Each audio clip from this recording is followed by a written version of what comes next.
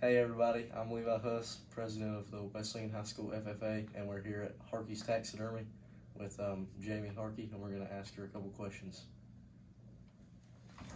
So my first question is, did you take any agricultural classes in high school? I did.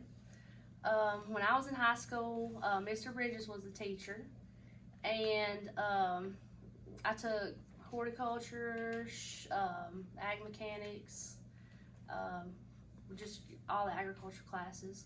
So I learned a lot, and I learned a lot of skills that I'm able to use today in my job. So Okay. What do you think your hardest animal is to do? hardest, I think like small birds, like ducks, quail. They're so tiny, the skin is so thin. That has to be the hardest Okay. for anybody to do. Okay, so what is the animal that you get the most? Deer, white-tailed deer, just because of the processing. Uh, we take in, I would say on average, 65 to 70 shoulder mounts to do a year. So that's probably what we do the most. How many full mounts do y'all have to do? Full mounts, there's about one every year. I actually mounted a full mount for Mr. McKee a couple years ago. Okay. So it's one or two a year. All right. Full deer mounts. What do you think your most interesting animal you've ever done is? Oh well, we've done a lot of crazy stuff. Zebras. We've had a couple of zebras come here. We've skinned giraffes. We've got an alligator to mount. Probably the most rarest thing was a black rhinoceros that I got to restore for somebody. It was killed back in like the 20s, but I restored it for the family, and I think they're almost extinct now. So that was probably the rarest. And the horn on the rhinoceros is it's worth a lot of money. So it was pretty interesting to have in here. Yeah, that is three. So how long have y'all been in business for? Well, my dad has done taxidermy for probably about 50 years now, and so I kind of learned from him. And as far as the shop now, here we've been in business for 6 years, full time. And in the past, my dad had done it just on the side, but technically full time, about 6 years. Who taught you how to do taxidermy? My dad.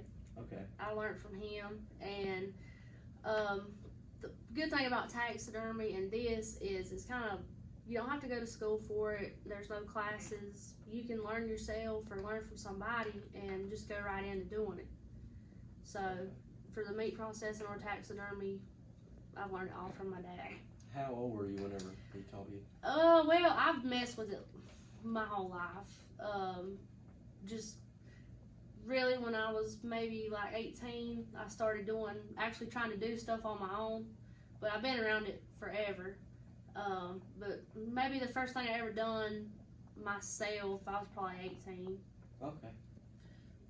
What are some of the biggest misconceptions about taxidermy? The biggest misconceptions, I think people associate taxidermy with death, or think that it's just all about death, or morbid, or kind of creepy.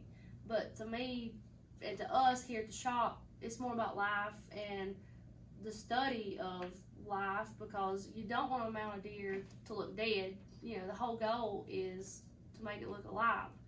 And so it's just constantly just studying live animals, and how they move their head or rotate their eyes, or just their actions. And I think a lot of people, that's probably the biggest misconception, is nasty, dead.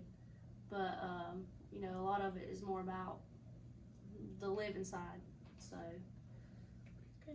How did taking ag classes in high school help with your career?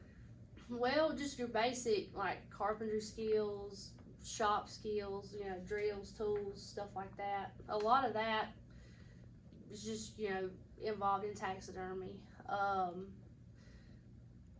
I would say welding. I actually got to learn to weld when I was in ag mechanics, and so like if we need to make a hanger or build some type of base or some type of support, we can just use our little wire welder.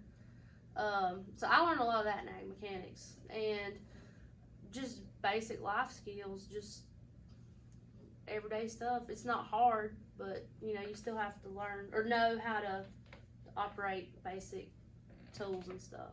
Okay. So have you ever turned down any animals? Not that I can think of. We do reptiles, snakes, turtles, birds, fish, mammals. We've done pets. I mean, there's a dog, a coonhound in there. Never really turned anything down. The only time I've kind of maybe not took something was because the field care, the hide maybe wasn't in the best of shape or it was skinned wrong. But just, I don't think we've ever turned anything down. We'll basically take anything but people. So. What is your main objective? My main objective as a taxidermist is to keep learning, just to never get stuck in a rut, just to constantly keep advancing, because the forms, the materials are changing every day and getting better. So I never want to get to where I look at something and think it's good enough. You know, anything on the wall, I can see stuff wrong with everything, and my main thing is just to never be satisfied, just to keep trying to improve, because when you get to where you think you're the best, you're really not. So just keep improving. I never want to be stuck and not improving. Okay. So here at Harkey's Taxidermy and Wild Game Processing, we obviously do any type of taxidermy. We're full service. We do our deer processing. We also do domestic animals, cows and pigs. Not during deer season, we process turkeys. We do it all. So we like to say we're a full service shop. So if you harvest anything, you can bring it by and we'll take care of your taxidermy, skinning, and we can do it all right here. So if y'all need any taxidermy or meat processing, give us a call. We'd love to do business with you.